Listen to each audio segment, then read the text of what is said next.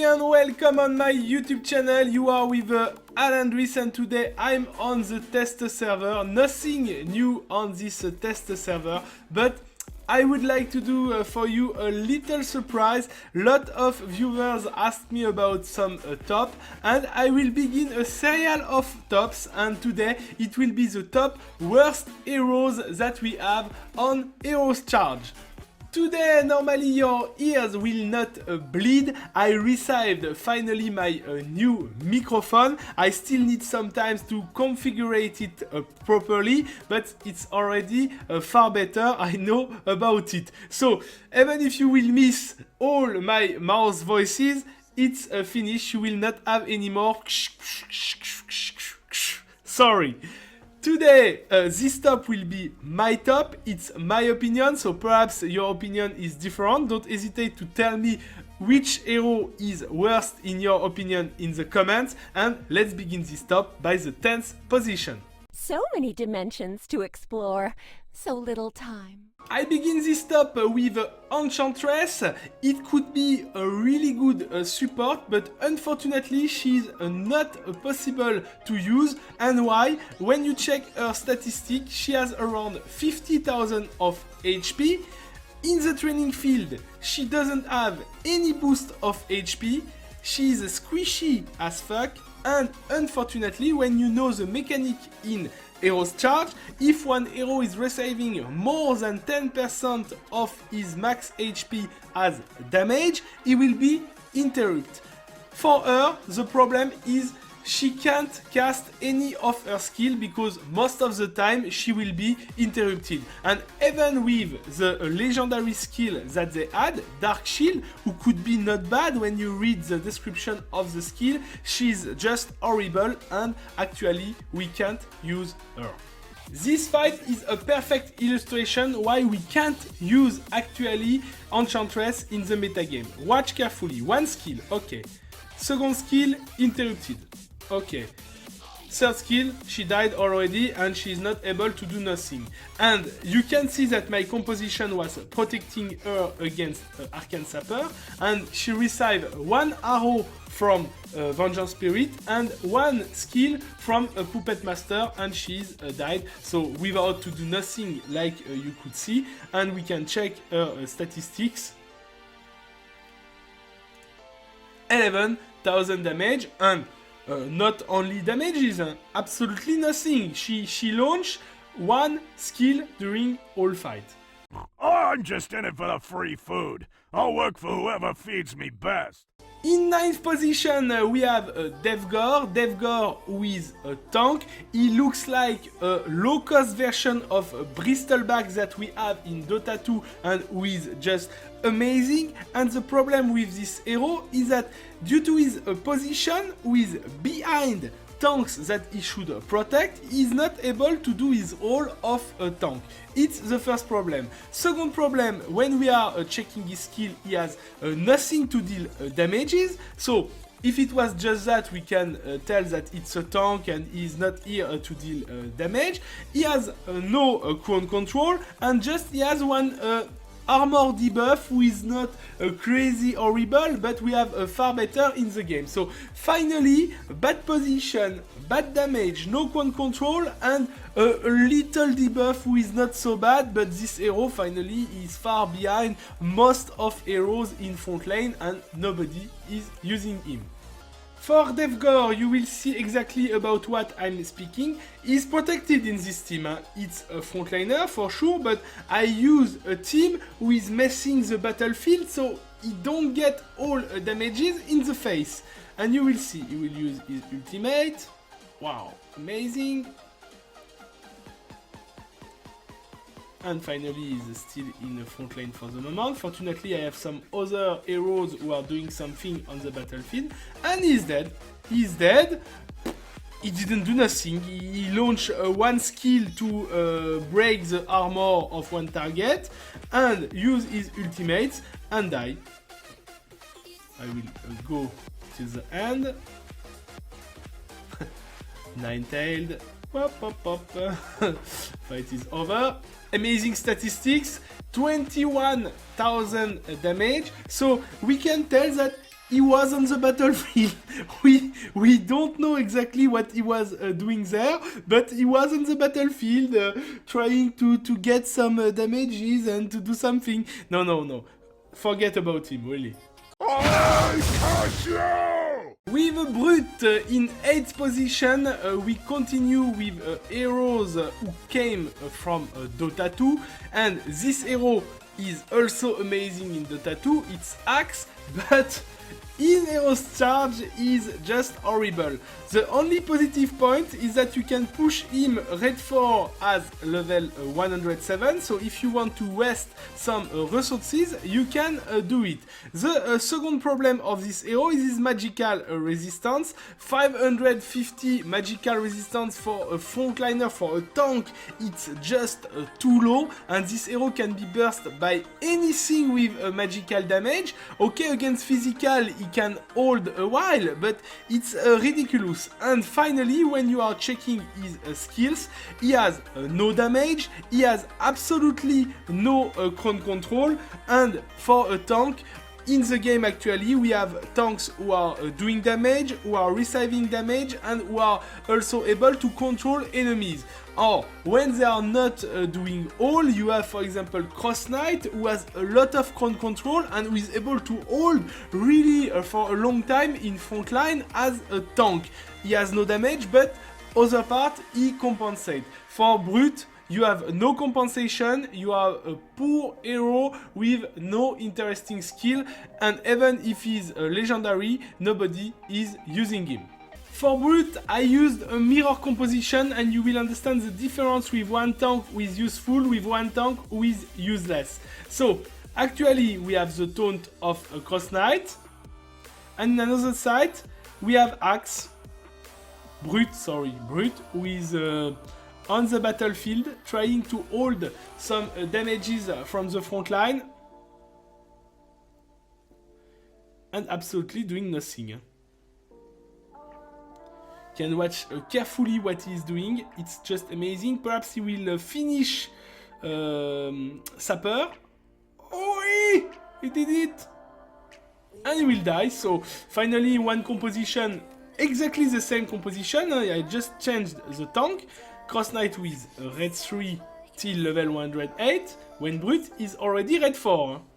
Here it's the result, so 59,000 damages, and don't forget that he did his ultimate, he did 46,000 with his ultimate, so if you remove this amount, it doesn't stay nothing, and this hero has no crown control, no impact on the battlefield. So why we will use this tank?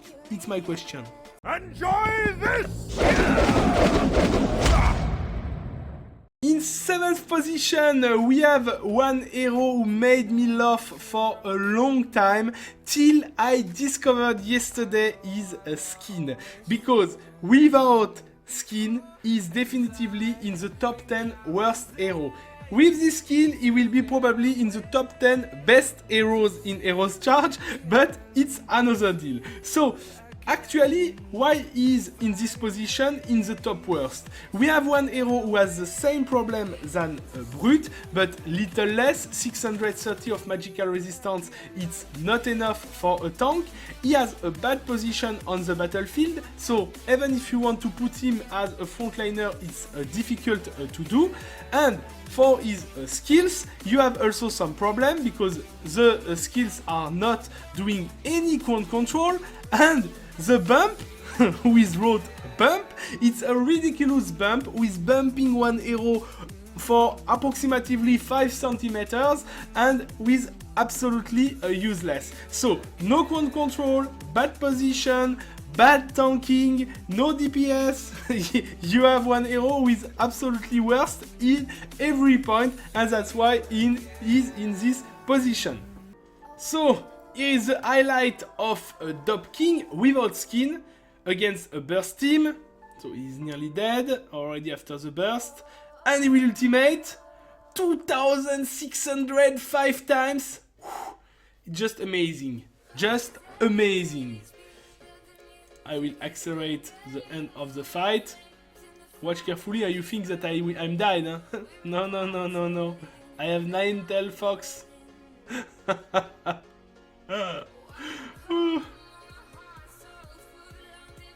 Don't underestimate her. She's healing herself, charming, damaging, all. And finally 300,000 damage and our amazing tank. 34,000 damage, died after something like 10 seconds of a fight. Really not bad.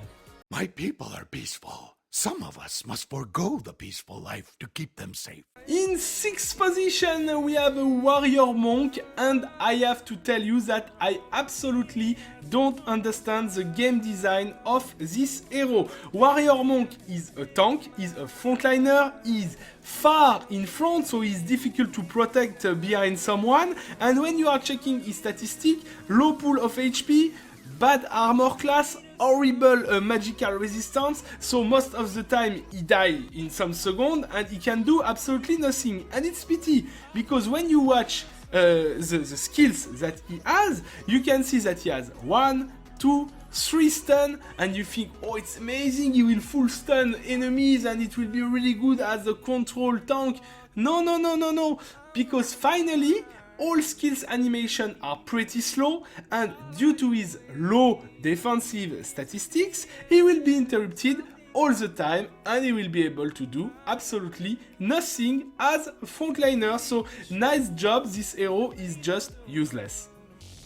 How much time will hold a warrior monk? I will try to answer for this question right now. So he's already in problem, he has some problems. Some heals. I help him a lot. Wait, 1 stun.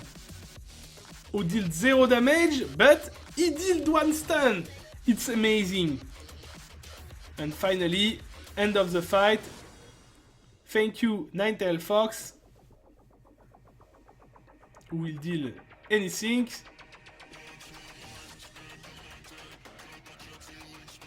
And the fight is pretty over.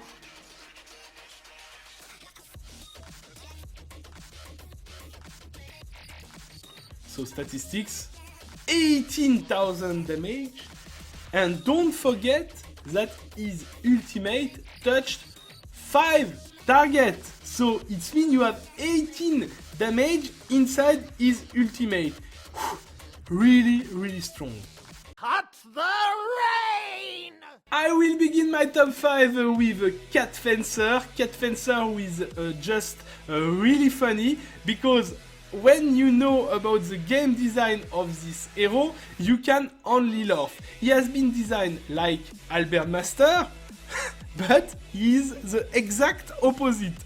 Low pool of HP, low armor, low magical resistance, low damage, low for anything finally in the game, and the only advantage you could tell that his ultimate is not so bad. He will stun, do some damage, remove some armor resistance, but finally when he survives till his ultimate, it's already a miracle, and most of the time even with the ultimate he will do absolutely nothing because all damages are ridiculously low. So one hero that you can forget absolutely if you are in lack of resources. You can remember during this fight what I just told about Cat Fencer is designed to be like Albert Master. It's exactly the same role like Scabbardless and so on. Even it's more near than Albert Master because he's in front line than Scabbardless Blade. But let's check how much damage he's able to do in a pretty good situation, because I put for him Turtle Fighter with blinding, so he receives little less damages than what he should receive normally. He did already 1 ultimate, and the team is really helping him. And you will see the result at the end of the fight. I will accelerate a little bit. So he's alive, huh? After nearly 1 minute, he's alive. In 1 minute, what he dealt? 100,000 damage. Check in the same situation what will do Albert Master. Okay, I compare, it's the exact opposite, I agree. But I cannot show that he will do something like 350 in the same situation, not 100,000. So this cat is just a joke. We are merely traveling the same road. In 4th position, we have a hero who has been released not long time ago. It's a front mid laner, it's Sandstorm Hunter. So, when you are checking the statistics of this hero, you already understand the problem. He's nearly in front lane, not exactly. He has 60,000 HP, not good armor class, horrible magical resistance, and the main problem is a skill will put him in front lane quickly in the match. So he will be in front lane with these statistics, you can already understand the problem. And finally, accepted his ultimate who can blind, and sometimes when it's full moon it can be useful, especially against boss when you are doing the boss war. Rest of the time this hero is just horrible, and even for boss war it's far away not a priority.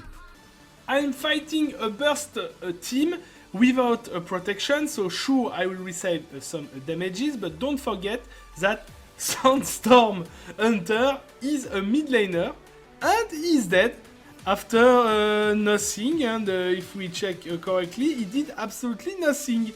So, no, I don't think that she will be able to kill anyone.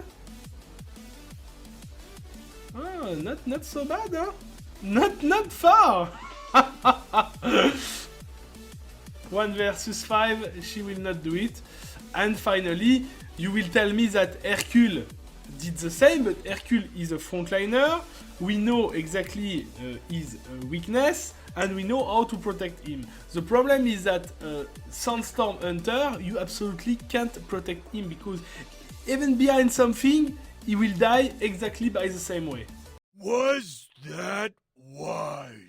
My top 3 begin with Iron Dragon. Iron Dragon who has a badass design. You are thinking, oh my god, a tank, it's amazing, he will be in front lane, he will kill all enemy. No.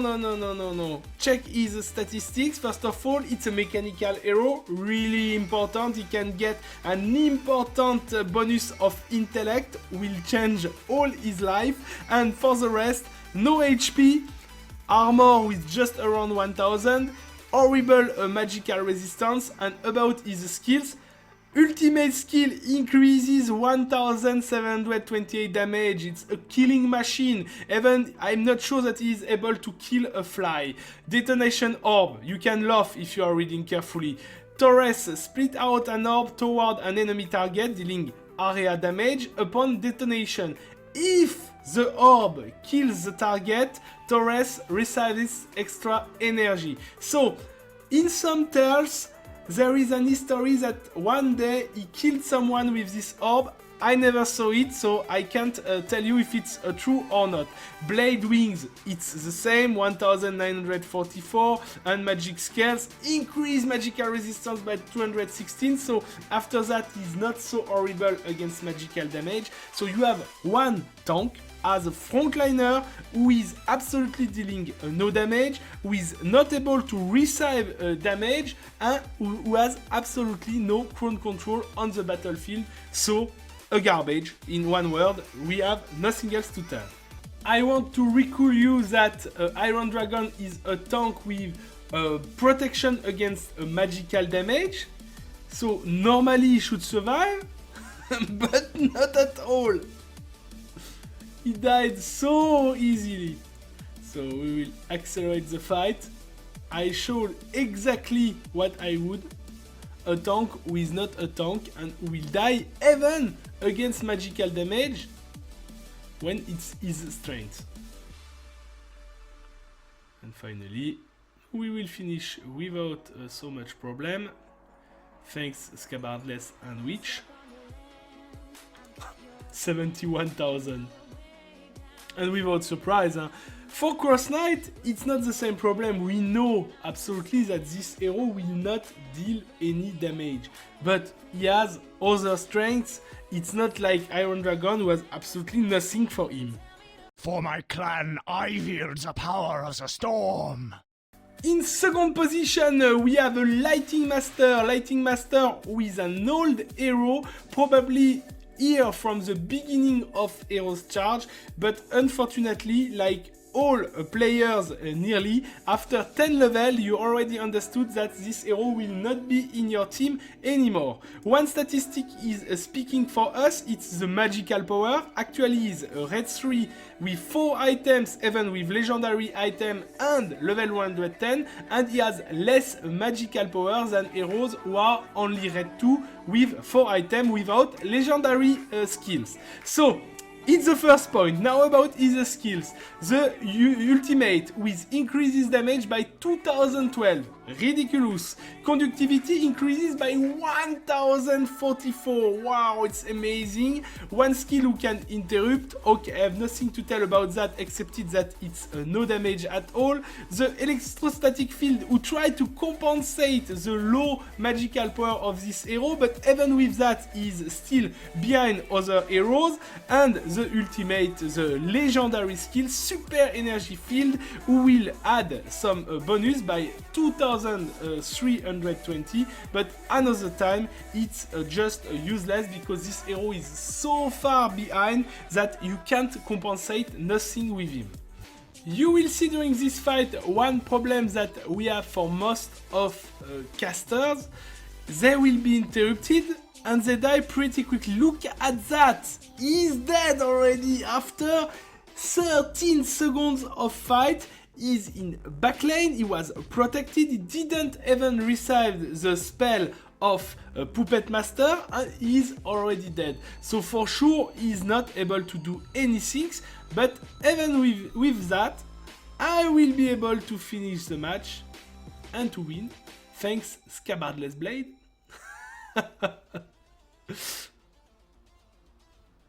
Finish full life. And if you check the statistics of the fight, for sure, even Nine-Tailed Fox, who was not protected in this version of the match, get quickly raped. But for Lightning Master, it's even more because his defensive statistics are really bad, and I don't know even how to make him shine. For Nine-Tailed Fox, I know how to do, but for him, I don't have any solutions actually. I bring my katanas. And the winner is an agility frontliner. It's Dual Wield. Without a surprise, I want to tell, because this hero is so bad that I think in all mind of players he will be most of the time in top position. You have one hero who is dealing no damage. Look, this attack damage, less than 10,000 at red 4. It's just ridiculous. You have no armor, no magical resistance, no HP, so this hero usually will die without to do nothing, and even if his pool of skills is ridiculous. You have one ultimate who will deal no damage, the lift 1944, it's horrible, counter, it's working when it's full moon in the sky, so it's horrible. And the airflow increase his agility is useless because his damages are so far behind that he can't catch nothing. Probably, I guess that it will be the new skin of Yukul to transform this bullshit in a top hero like they did with Dop King, but I don't know. So, let's see in the future. I'm really bad with Dual Wield for this last match, but watch carefully all his potential. He's stunned, he's dead. Thank you very much for your participation to this fight. And even without him, we will win 4 versus 5. Another time with Nine-Tailed Fox. So, I'll let you appreciate the end of the fight. Chup! Finish. Statistics of the match. 449,000, and I want just tell you one thing about Nine-Tailed Fox. When she's charming some heroes, enemy heroes, and that they are fighting together, these damages, you can add them for Nine-Tailed Fox, but you don't see them, so it's even more than this number. And finally, 1,500 for a hero who is able normally to hold some damage. It's a frontliner. You saw how much he was able to hold these damages. It's now time to conclude this episode. I will try to do some tops in the next weeks. So I don't know exactly which kind, but probably best tanks, best casters, and so on. If you have other ideas, you can tell me in comments, and I will try to do what I can. And if your top 10 worst is different than mine, you can also write it in comments, because some other heroes could be inside without problem. I gave you my opinion and only my opinion. Thank you everybody for watching this video. Don't hesitate to subscribe, like and share to support my work if you enjoy it. See you soon for another video. Bye bye.